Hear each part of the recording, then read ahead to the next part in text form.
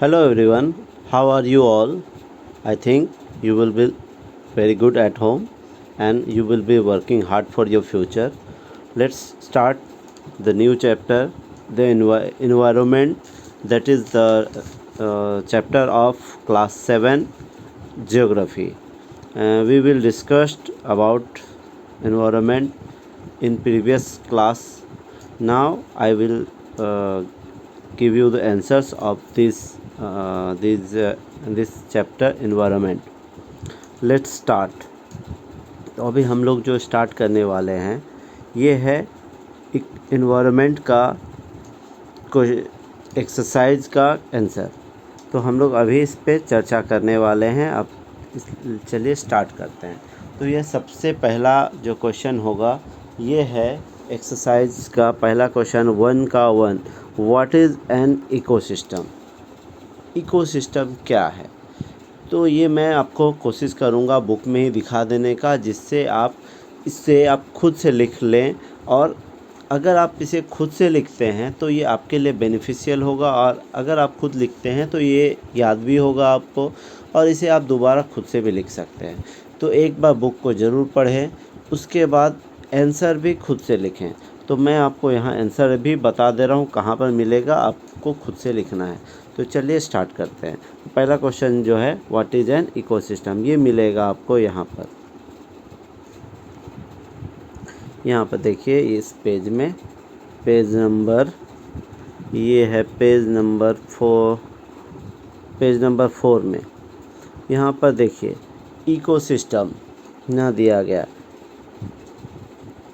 ये इसके अंदर आप पढ़िए, ये दिया गया it is a system found by the interaction of all living organism with each other and with the physical and chemical factors of environment in which they live, all linked by transfer of energy and material। तो ecosystem में यहाँ वही बताने का कोशिश किया गया है कि ये इंटरेक्शन बिटवीन ये ह्यूमन बीइंग और जो हमारे आसपास के लिविंग ऑर्गेनिज्म हैं और जो फिजिकल और केमिकल फैक्टर्स है, सब मिल करके इकोसिस्टम बनाते हैं, जिसमें सभी अपना एनर्जी का ट्रांसफ़र करते हैं और अपने मटेरियल्स का भी ट्रांसफ़र करते हैं। तो इकोसिस्टम में आपको यही लिखना है। और इकोसिस्टम में आप यहाँ से भी लिख सकते हैं, आप चाहें तो यहाँ से भी लिख सकते हैं। All plants and animal and human being depend on their immediate surrounding. Often they are also interdependent on each other. This relation between living organisms as well as the relation between the organism and their surroundings form an ecosystem। तो आप चाहें तो यहाँ से भी लिख सकते हैं, ठीक है। तो आपको दो जगह से मैंने आंसर दिखा दिया, आप यहाँ दोनों जगह से आंसर लिख सकते हैं, ठीक है। अब हम लोग चलिए चलते हैं नेक्स्ट क्वेश्चन में। नेक्स्ट क्वेश्चन है what do you mean by natural environment. Natural environment क्या है? तो नेचुरल एनवायरनमेंट देखिए यहाँ पर दिया गया है,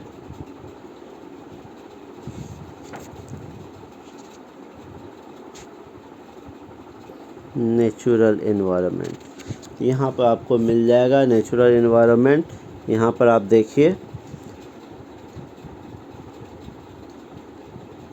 land, water and air, plant, animal comprise the natural environment. You are familiar with the meaning of lithosphere, hydrosphere, atmosphere, biosphere from the previous. Let us learn more facts about these domains। तो आपको यहाँ पर जो natural environment लिखना है, इसमें बस यहीं तक लिखना है, land, water and air, plant and animal comprise the natural environment. तो ये सारे मिल करके नेचुरल इन्वायरमेंट बनाते हैं। बस आपको इतना ही लिखना है, ठीक है। चलिए अब नेक्स्ट क्वेश्चन में चलते हैं हम लोग। नेक्स्ट क्वेश्चन है which are the major components of environment. Environment के मेजर कंपोनेंट्स क्या है? ये आपको यहाँ पे मिल जाएगा पेज नंबर 2 में। यहाँ जो दिया गया है यहाँ से आप लिख सकते हैं कंपोनेंट्स ऑफ एनवायरनमेंट। आपको यहाँ पर नेचुरल दिया गया है, नेचुरल में क्या क्या है, नेचर में है हाइड्रोस्फीयर, एटमॉस्फेयर, लिथोस्फीयर और बायोस्फीयर। ये हो गया नेचुरल। मैन मेड में हो गया building, park, bridge, road, industry, monuments, ये सारा आप दिखा सकते हैं। ह्यूमन में industrial, family, community, religion, educational, economic और पॉलिटिकल सिचुएशन। तो ये सारे चीज़ आप यहाँ पर कंपोनेंट्स ऑफ एनवायरनमेंट में दिखा सकते हैं। ठीक है, ये क्वेश्चन हो गया। नेक्स्ट अगला क्वेश्चन है question number 4। Give 4 example of human made environment. Human made environment भी आपको वहीं मिल जाएगा। 4 एग्जाम्पल देना है तो 4 एग्जाम्पल यहाँ से कोई भी आप लिख दीजिए। ह्यूमन मेड एग्जाम्पल ये रहा, human made building, park, bridge, road, monuments, industry, यहाँ से कोई 4 लिख दीजिए, हो गया आपका आंसर। ठीक है, अब हम लोग नेक्स्ट क्वेश्चन में चलते हैं।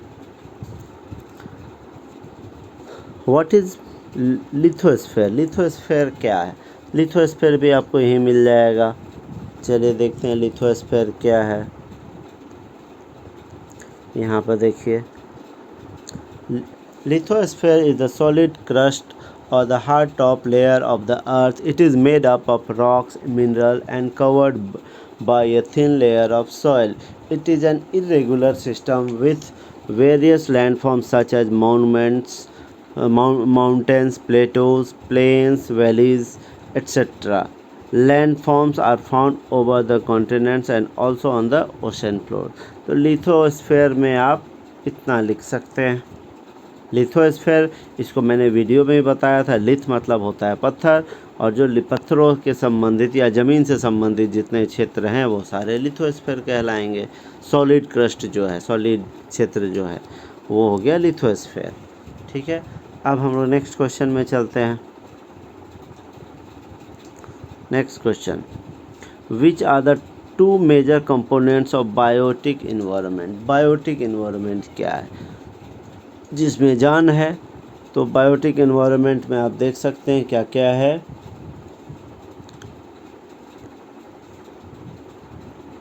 यहाँ देखिए बायोटिक, ये देखिए बायोटिक में दिया गया है। जो नेचुरल है वो 2 भाग में बांटा गया है। इन्वायरमेंट को 2 भाग में बांटा गया है, बायोटिक और एबायोटिक। बायोटिक में हो गया the world of living organism, जैसे कि प्लांट एंड एनिमल। तो 2 का एग्जांपल यहीं पे दिया गया है। लिविंग ऑर्गेनिज्म जो है वो बायोटिक इन्वायरमेंट में आएगा। तो उसमें क्या क्या हो गया? Plant and animal. ये भी आपका हो गया। Next question, what is biosphere? Biosphere क्या है? हाँ, तो अगला हमारा क्वेश्चन जो है व्हाट इज़ बायोस्फीयर। तो बायोस्फीयर क्या है, इसका आंसर यहाँ पर दिया है पेज नंबर 4 में। यहाँ पर आप देख सकते हैं, plant and animal kingdom together make biosphere और living world. It is a narrow zone of the earth where land, water and air interact with each other and to support life. तो आपको इस क्वेश्चन के answer में बस इतना ही लिखना है। यहाँ से शुरू करेंगे, यहाँ ख़त्म करेंगे, तो हमारा बायोस्फीयर का आंसर हो जाएगा। ठीक है, अब हम लोग चलते हैं नेक्स्ट क्वेश्चन पे। नेक्स्ट क्वेश्चन जो है हमारा, tick the correct answer. Correct answer को टिक करना है, यानी एमसीक्यू है। तो इसका पहला क्वेश्चन है, which is not a natural ecosystem. Natural ecosystem क्या नहीं है?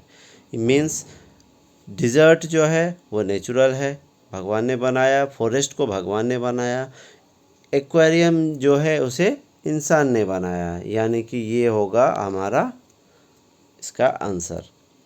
Question number 2, which is not a component of human environment. Human environment का कंपोनेंट क्या नहीं है? रिलीजन भी है, कम्युनिटी भी है। इसका आंसर क्या होगा? लैंड। लैंड जो है वो नेचुरल है, यानी उसे भगवान ने बनाया। ठीक है, नेक्स्ट चलते हैं हमारा, which is a human made environment. Human made environment क्या है? जिसे ह्यूमन ने बनाया। तो ह्यूमन जो है इसमें से कौन सा बनाया है? ह्यूमन ने रोड बनाया है। तो इसका आंसर सी होगा। Which is threat to environment. Environment के लिए थ्रेट क्या है, मतलब समस्या क्या है? तो यहाँ ग्रोइंग प्लांट ये हमारे लिए अच्छा है, ग्रोइंग क्रॉप हमारे लिए अच्छा है, हमारे लिए क्या बुरा है, ग्रोइंग पॉपुलेशन। इन मतलब क्वेश्चन नंबर 4 का आंसर होगा ऑप्शन बी। ठीक है, चलते हैं अब हम लोग question number 3, match the following. तो मैच द फॉलोइंग में देखिए यहाँ क्वेश्चन दिया गया है बायोस्फीयर। बायोस्फीयर क्या होगा, जो जिसमें एयर भी होगा, वाटर भी होगा और लैंड भी होगा।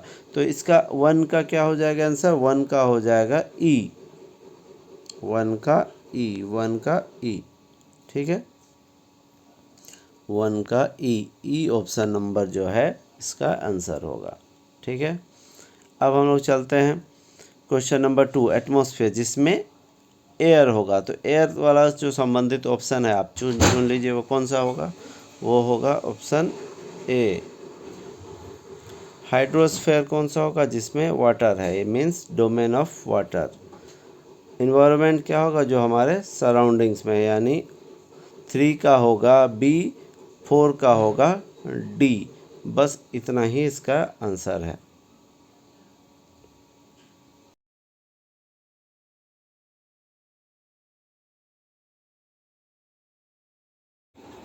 हम लोग अब चर्चा करेंगे question number 4, man modifies his environment. तो इससे मैं बता देता हूँ, इसे आप अपने से लिखने का प्रयास कीजिएगा। ऐसे मैं इसका आंसर दे दूँगा, लेकिन आपको अपने से लिखने का प्रयास करना है। तो इसको मैं समझा देता हूँ। Man modifies his environment, man जो है एनवायरनमेंट को मॉडिफाई करता है, मतलब उसमें बदलाव लाता है। तो ये क्यों लाता है, रीज़न देना है। तो इसका रीज़न क्या हो सकता है कि मैन जो होता है अपना ज़रूरत के हिसाब से पर्यावरण में बदलाव लाता है। जैसे हमें ज़मीन चाहिए, तो ज़मीन चाहिए तो हमें आसपास के क्षेत्र में जहाँ पेड़ वगैरह होगा उसको काट देना होगा। उस पेड़ में, उस जगह पे अगर पेड़ है या उस जगह पर घर बनाना है तो खुदाई करना होगा। आसपास के क्षेत्र में अपना तरह तरह का कुछ मॉल बन रहा है, मान लीजिए फिल्म सिटी बन रहा है, लोगों का रोड का ज़रूरत है तो वहाँ जंगल कट जा रहा है। तो तरह तरह का चेंजेस मानव लेके आता है। तो यही है, मानव जो होता है अपना नीड के according, man modifies his environment according to their need. तो यहाँ लिख देना है यही चीज़। ठीक है, आप इसे अपने से भी लिख सकते हैं, मैं इसका नोट शेयर कर दूँगा। नेक्स्ट है plant and animal depend on each other. Plant और एनिमल एक दूसरे पर डिपेंड है, ये भी आप आसानी से लिख सकते हैं। देखिए हम लोग जो हैं एनिमल या मैन हैं, हम लोग प्लांट पे निर्भर करते हैं अपना खाना के लिए। खाना हमें कहाँ से मिलता है, पेड़ पौधों से मिलता है। अब पेड़ पौधों का हमसे क्या फ़ायदा है, पेड़ पौधे क्या लेते हैं, आपको पता है, पेड़ पौधे सांस में कार्बन डाइऑक्साइड लेते हैं फोटोसिंथेसिस के थ्रू, और हम लोग ऑक्सीजन लेते हैं। तो हम लोगों को क्या चाहिए, पेड़ पौधों से ऑक्सीजन चाहिए, और पेड़ पौधों को क्या चाहिए, कार्बन डाइऑक्साइड चाहिए, जो हम लोग देते हैं उनको। हम लोग सांस जो लेते हैं उसमें कार्बन डाइऑक्साइड छोड़ते हैं। इसलिए पेड़ पौधों को हम लोगों से फ़ायदा है, और हम लोगों को पेड़ पौधे से फ़ायदा, क्योंकि पेड़ से हम लोग ऑक्सीजन, फल वगैरह सब कुछ लेते हैं। और अगर जीव जंतु मर जाते हैं, वो सड़ गल जाते हैं, तो एक खाद का निर्माण करते हैं, जो पेड़ है, पेड़ के लिए जो मैन्यूअर्स के जो होते हैं, खाद होते हैं, उसका काम करते हैं। तो इस प्रकार प्लांट और एनिमल एक दूसरे पे डिपेंड करते हैं। ये आपको लिखना है। इसका आंसर मैं आपको दिखा देता हूँ, यहाँ पर आपका आंसर दिया गया है, इसे आप लिख सकते हैं। मैं इसे आपका स्क्रीनशॉट को मैं आपके साथ ये लिंक कर देता हूँ, इसे देख करके आप लिख सकते हैं या अपने से भी लिख सकते हैं। धन्यवाद। वीडियो अगर पसंद आए तो लाइक ज़रूर करें, और दोस्तों के साथ भी शेयर कर दें, ताकि उन्हें भी इसका आंसर मिल सके और इसे अपने नोट्स के रूप में इस्तेमाल कर सकें। Thank you.